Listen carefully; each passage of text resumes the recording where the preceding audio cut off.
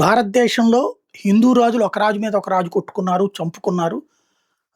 అట్లాగే బాబర్ అయినా ఈ దేశం మీదకొచ్చాడు, అక్బర్ అయినా ఈ దేశం మీదకొచ్చాడు. ఆ రోజుల్లో పోరాడి గెలిచినోడు దమ్ము అంతే తప్పించి దాన్ని మతంతో చూడకూడదు.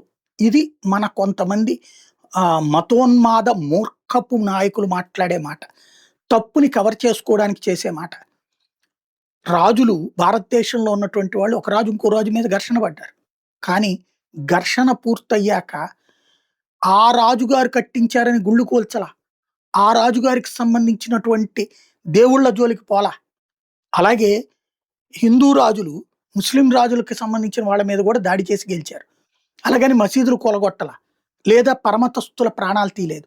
కానీ ఇక్కడ హిందువుల ప్రాణాలు తీయబడ్డాయి. హిందూ మహిళల్ని చెరబట్టబడ్డారు. హిందూ పిల్లల్ని ఎత్తుకుపోబడ్డారు. హిందూ సంస్కృతి మీద దాడి జరిగింది. ఆలయాల విధ్వంసం జరిగింది. ఆస్తుల దోపిడీ జరిగింది. సాంస్కృతిక విధ్వంసం జరిగింది. బాబర్ కట్టించినటువంటిది కట్టడం కాదు, మసీదు కాదు. బాబర్ కట్టించింది భారతదేశపు బానిసత్వానికి చిహ్నం.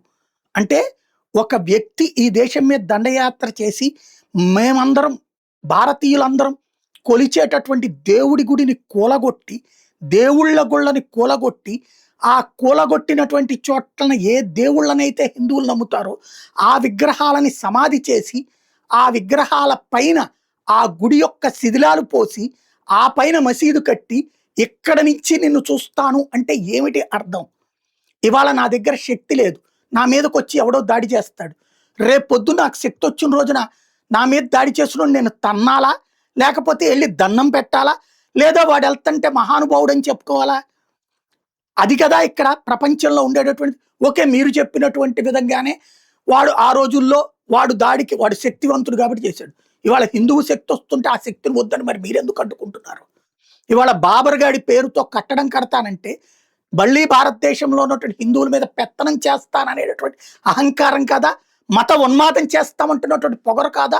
ఆలయాలను ధ్వంసం చేసినటువంటి వాటిని వీరుణ్ణి చేయడం కాదా? అంటే ఇక్కడ ఉన్నటువంటి సంస్కృతిని అంగీకరించకపోవడం కాదా? అంటే ఇక్కడ ఉన్నటువంటి దేవుళ్ళని ఒప్పుకోకపోవడం కాదా? దేశాన్ని గుర్తించం, దైవాన్ని గుర్తించం.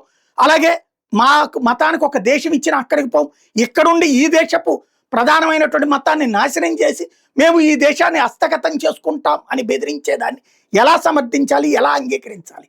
హిందువు ఏం నేర్చుకోవాలి ఇప్పుడు ఇలాంటి ఉన్మాదుల నుంచి? బాబర్ మసీదు కడతాను అంటే కట్టుకో. బాబర్ పేరు పెడితే మాత్రం దుర్మార్గుడేవాడు. హుమాయూన్ అంటాడు పేరు, హుమాయూన్ మసీద్ అని పెట్టుకో, నువ్వు కట్టిస్తున్నావు కాబట్టి. బాబర్ పేరు పెట్టావంటే ఈ దేశ సంస్కృతి విధ్వంసాన్ని నువ్వు అంగీకరిస్తున్నట్టు. తద్వారా హిందువులు నిరంతరం నీ శత్రువులుగా, హుమాయూన్ శత్రువులు కాదు, ముస్లింలకి శత్రువులుగా నువ్వు తయారు చేస్తున్నావు. హిందువులు ముస్లింలు దర్జాగా కలిసి బ్రతుకుతున్నావు.